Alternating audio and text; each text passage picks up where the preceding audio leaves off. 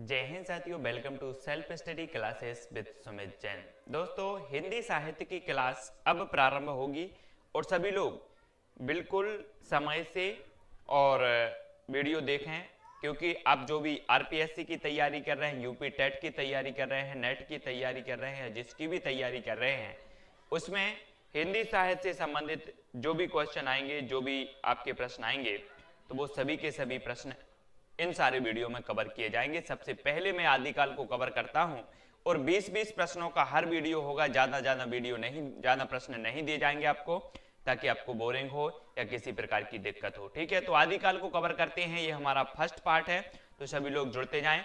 ठीक है, और बेल आइकन को आपको दबाना है, सब्सक्राइब कर लेना है। स्टार्ट करेंगे आज का पहला प्रश्न। हिंदी साहित्य के इतिहास लेखन की परंपरा का सूत्रपात किसके द्वारा माना जाता है? यहां से कई बार क्वेश्चन पूछे जाते हैं। तो ये सूत्रपात जो माना जाता है वो किसके द्वारा माना जाता है, आपको बताना है। ये 4 विकल्प हैं, तो इसका जो सही विकल्प हो जाएगा गारसादा तासी। गारसादा तासी। आपको यहां पर नहीं लग रहा कि दा से दादी दादा, तो सूत्रपात जो होता है ना, इतिहास का वो दादा दादी से होता, तो दा आ रहा है मतलब दादी, तो गारसादा तासी से ए हिंदी साहित्य के इतिहास लेखन की परंपरा की शुरुआत होती है। ये चीज रखना है याद। विकल्प नंबर 1 इसका सही हो जाएगा। ठीक है, नेक्स्ट है आदिकाल को वीरगाथा काल नाम दिया गया है। यहां से जो नामकरण दिया गया है वो कई बार क्वेश्चन पूछे जाते हैं, और जो वीरगाथा काल नाम दिया है वो किसने दिया है? रामचंद्र शुक्ल जी ने दिया है, आचार्य रामचंद्र शुक्ल जी ने। अब एक चीज बताना दोस्तों कि हम वीर पुरुष की गाथा पढ़ते हैं और ऐसे वीर पुरुष की गाथा पढ़ते हैं जिनका नाम रामचंद्र हो, राम हो, तो वीरगाथा काल जो नाम देंगे वो कौन देंगे? आचार्य रामचंद्र शुक्ल देंगे, क्योंकि राम जो है वो वीर पुरुष हैं और इनकी गाथा हम पढ़ते हैं। ये चीज याद रखो, है ना। रासो शब्द का संबंध रासायन से किसने जोड़ा है? तो रासो संबंध का जो शब्द संबंध जोड़ा है वो जोड़ा है दोस्तों प्रश्न विकल्प नंबर 1 इसका सही हो जाएगा। आचार्य रामचंद्र शुक्ल ने रासो शब्द का संबंध रासायन से जोड़ा है। और यहाँ पर देखो रा आ रहा है, यहाँ पर रा आ रहा है, और रामचंद्र में भी रा आ रहा है सबसे पहले। तो रासो शब्द का जो संबंध होगा वो रासायन से कौन जोड़ेंगे? रामचंद्र शुक्ल जी जोड़ेंगे। याद रखो इस प्रकार से। The modern vernacular literature of Hindustan के लेखक कौन है? तो आपको बताना है द मॉडर्न वर्नाकुलर लिटरेचर, इसके जो लेखक हैं वो कौन है? वो जॉर्ज ग्रियर्सन है, यानी कि जो विकल्प नंबर 1 है वो इसका सही हो जाएगा। ठीक है, अगला हमारा क्वेश्चन है हिंदी साहित्य का इतिहास सर्वप्रथम किस भाषा में लिखा गया? तो हिंदी साहित्य का जो इतिहास लिखा गया है दोस्तों वो लिखा गया फ्रेंच भाषा में, यानी कि जो विकल्प नंबर 3 है वो इसका सही हो जाएगा। इस सर्वप्रथम इतिहास लिखा गया फ्रेंच भाषा में। याद रखो कई बार पूछा गया है ये क्वेश्चन। हिंदी साहित्य की भूमिका पुस्तक के लेखक कौन है? तो दोस्तों एक चीज बताना, जब हिंदी साहित्य की भूमिका लिखी जा रही होगी तो कितनी बार लिखी गई होगी? हजारों बार ये भूमिका लिखी गई होगी।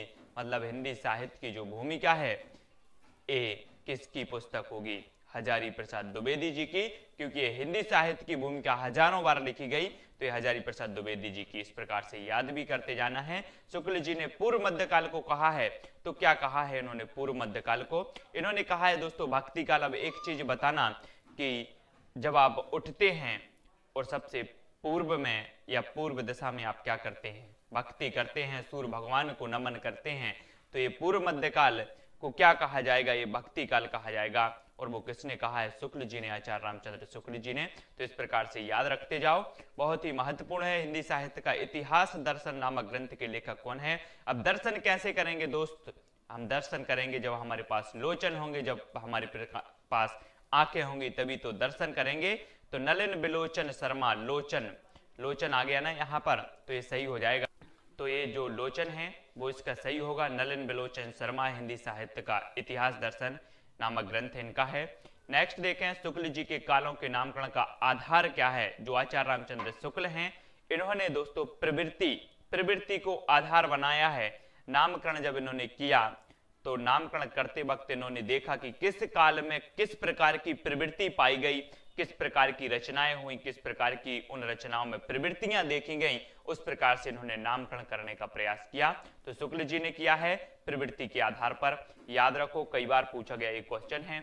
आदिकाल को चारण काल नाम दिया है, तो चारण काल जो नाम दिया है दोस्तों वो राम कुमार वर्मा ने दिया है। एक और कि जो जॉर्ज ग्रियर्सन है उन्होंने भी चारण काल कहा है, ये चीज भी याद रखना है। राम कुमार वर्मा, और आपको पता है कि अगर हमें राम के क्या मिल जाएं, चरण मिल जाएं तो हमारा जीवन धन्य हो जाएगा।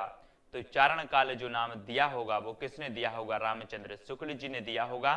तो राम कुमार वर्मा ने दिया होगा। तो आज चारण काल किसने दिया? राम कुमार वर्मा जी। यहाँ पर उत्तर विकल्प नंबर 2 सही हो जाएगा। नेक्स्ट है श्रावकाचार्य की रचना कब हुई? दोस्तों हिंदी की जो प्रथम रचना मानी जाती है वो श्रावकाचार्य मानी जाती है और श्रावकाचार्य की जो रचना की है वो देवसेन ने की है और श्रावकाचार्य का जो रचना काल है दोस्तों वो 933 है, यानी कि जो विकल्प नंबर 2 है वो इसका सही हो जाएगा। 933 ईस्वी में श्रावकाचार्य की रचना हुई है। नेक्स्ट जो हमारा प्रश्न है आला खंड के रचयिता कौन है?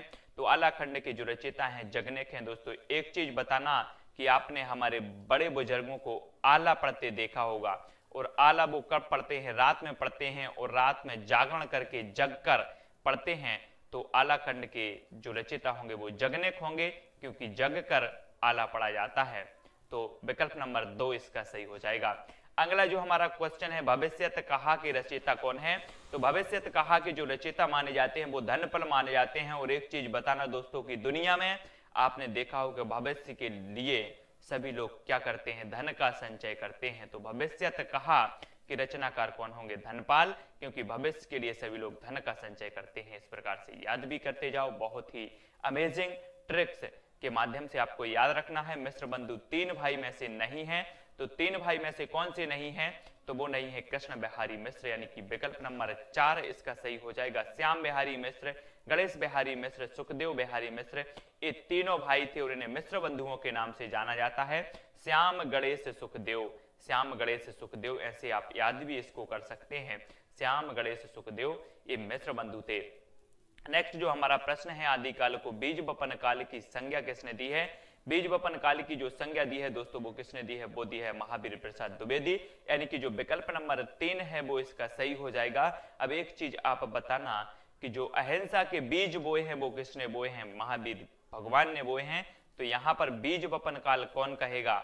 महावीर प्रसाद द्विवेदी ही कहेंगे। ठीक है, तो ऐसे हमें याद भी रखते जाना है क्योंकि ट्रिक्स आपको जब बताते हैं तो आप कभी भूल नहीं पाते हैं। आदिकाल का मेघदूत किस रचना को कहा जाता है? तो दोस्तों संदेश रासक, संदेश रासक ये रचना है अब्दुल रहमान की है ये रचना, और ये मेघदूत कहा जाता है आदिकाल की इस रचना को मेघदूत। और आपको पता होगा कि मेघदूत जो है ये कालिदास की रचना मानी जाती है और इन्होंने जो है मेघ के माध्यम से क्या भेजा है? संदेशा भेजा है। तो मेघदूत जब आएगा, संदेशा की बात आ रही है, तो संदेश रासक को ही ये मेघदूत कहा जाएगा। आदिकाल का मेघदूत कहा जाता है संदेश रासक को, अब्दुल रहमान की संदेश रासक। याद रखना है इस प्रकार से। ठीक है, अब हमारा जो क्वेश्चन है आदिकाल काव्य रूढ़ियों एवं परंपराओं को समझने के लिए कौन सा ग्रंथ उपयोगी है? तो कौन सा ग्रंथ है उपयोगी जो रूढ़ियों को और परंपराओं को समझने के लिए उपयोगी है? तो वो है प्राकृत पेंगलम। याद रखो ये प्राकृत पेंगलम जो रचना है ये लक्ष्मीधर की रचना है और ये आदिकाल की रूढ़ियों एवं परंपराओं को समझने के लिए बहुत ही उपयोगी है प्राकृत पेंगलम। इसको याद रखना है हमें। अगला जो हमारा क्वेश्चन है हिंदी साहित्य के आदिकाल को सिद्ध सामंत युग किसने कहा है? जी हाँ दोस्तों, ये उत्तर आपको बताना है। तो ये उत्तर सही हो जाएगा, महापंडित राहुल सांकृत्यायन ने कहा है इसे। और एक चीज बताना कि जो महापंडित होगा उसके पास कुछ सिद्धि जरूर होगी, सिद्धि होगी। तो सिद्ध सामंत काल कौन कहेगा? महापंडित राहुल सांकृत्यायन कहेंगे, क्योंकि इनके पास क्या है? सिद्धि है और ये महापंडित हैं, इसलिए इन्होंने सिद्ध सामंत युग कहा। आपको याद रखना है। नेक्स्ट जो हमारा क्वेश्चन है आदिकाल में किस कवि को अभिमान मेरु की संज्ञा दी गई? तो अभिमान मेरु की संज्ञा किसे दी गई? आपको कमेंट में लिखना है, जल्दी से लिखें। उत्तर इसका सही हो जाएगा दोस्तों, क्या होगा? पुष्पदंत, यानी कि जो विकल्प नंबर 3 है वो सही हो जाएगा, अभिमान मेरु। अभिमान मेरु, एक चीज बताना दोस्तों कि जब हम भगवान पे पुष्प चढ़ाते हैं तो हमें भी अभिमान होता है और हमारा जो मस्तिष्क है, जो हमारा मन है, वो मेरु के समान ऊंचा उठ जाता है, मेरु के समान। तो अभिमान मेरु पुष्पदंत को कहा जाएगा। ऐसे हमें याद भी रखना है। कमेंट के माध्यम से सभी लोग बताएंगे, जो भी आरपीएससी की तैयारी कर रहे हैं, जो भी यूपी टेट नेट की तैयारी कर रहे हैं, कि ये वीडियो आपके लिए कहां तक उपयोगी है, कितना उपयोगी है। और भी वीडियो इस प्रकार से बनाएं या ना बनाएं, तो ये सीरीज अब निरंतर चलेगी, आप लोगों के लिए एक प्रयास रहेगा, साथ ही पीडीएफ भी आपको मिलेगी। तो इसी प्रकार से जुड़ते रहें, लोगों को जोड़ते रहें और ये जो हेल्प स्टडी क्लासेस है दोस्तों खास हिंदी साहित्य और हिंदी वालों के लिए समर्पित चैनल है। हिंदी का प्रथम जो महाकाव्य है वो कौन सा है आपको बताना है। तो पृथ्वीराज रासो ये हिंदी का प्रथम महाकाव्य माना जाता है और ये चंद्रबरदाई द्वारा रचित पृथ्वीराज रासो है ना। चंद्रबरदाई को प्रथम महाकवि कहा जाता है, पृथ्वीराज रासो को प्रथम महाकाव्य कहा जाता है, ये याद रखना है।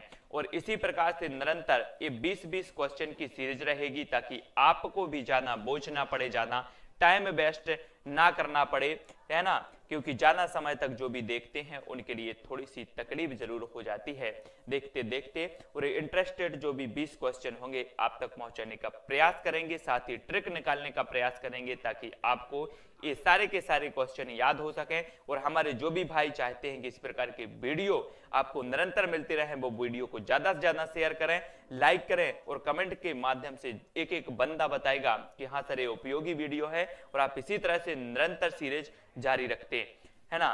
तो सभी लोग बताएंगे। और अगर आपसे क्वेश्चन बनता है कि सिद्धों की संख्या बताई गई है, निश्चित ही एक क्वेश्चन आपसे पूछा जाएगा रोज और उस क्वेश्चन का जो उत्तर है वो आपको कमेंट में बताना है और आपके जो भी कमेंट होंगे वो नेक्स्ट वीडियो में शामिल किए जाएंगे, पूरे के पूरे कमेंट। तो आपको कमेंट में इस उत्तर बताना है इसका, जिन पे भी बनता है वो जरूर बताएं। सिद्धों की संख्या बताई गई है तो कितनी बताई गई है, 4 कमेंटों के माध्यम से, 4 ऑप्शनों के माध्यम से, 4 विकल्पों के माध्यम से आपको कमेंट में लिखना है। और आपकी योग्यता को हम भी जान लें कि हाँ आपसे बनता है और आप लोग को भी जान लें जो भी कमेंट लिखते हैं, जो भी लाइक और शेयर करते हैं। तो इस प्रकार से दोस्तों आप हमारे टेलीग्राम ग्रुप से भी जुड़ सकते हैं। टेलीग्राम ग्रुप से जुड़ने के लिए आपको सर्च करना है IAS स्टडी ट्रिक, ठीक है। टेलीग्राम ऐप आप डाउनलोड करेंगे, ऐप डाउनलोड करके उसमें आप सर्च करेंगे IAS स्टडी ट्रिक, तो वहां पर आप ज्वाइन हो जाना है वहां पर चैनल पर, और वहां पर बहुत सारे स्टडी मटेरियल और PDF आदि मिलती रहेगी। साथ ही आप फेसबुक पेज से भी जुड़ेंगे तो वहां भी मैं PDF आदि सभी शेयर करता हूं, वीडियो भी शेयर करता हूं। IAS स्टडी ट्रिक आप फेसबुक पेज से भी जुड़ सकते हैं। तो सभी लोगों के लिए बेस्ट ऑफ लक। जो भी आप तैयारी कर रहे हैं, RPSC की तैयारी कर रहे हैं या फिर नेट, UP टेट या जिस भी एग्जाम की तैयारी कर रहे हैं जिसमें हिंदी साहित्य पूछा जाएगा, तो उनके लिए बहुत बहुत इंपॉर्टेंट वीडियो होने वाला है। और बहुत बहुत जो भी क्वेश्चन है और करंट अफेयर से संबंधित जो भी हिंदी साहित्य से संबंधित क्वेश्चन होंगे वो भी हम लेकर के आएंगे। और ये सीरीज जब निरंतर चलेगी और सिर्फ आपका कमेंट का इंतजार हमें रहेगा कि किस प्रकार से और अच्छे ढंग से इन वीडियो को आप तक पहुंचाने का प्रयास करें। तो दोस्तों जरूर कमेंट में लिखें और वीडियो को ज्यादा से ज्यादा लाइक और शेयर करना है। आज के लिए बस इतना ही। जय हिंद।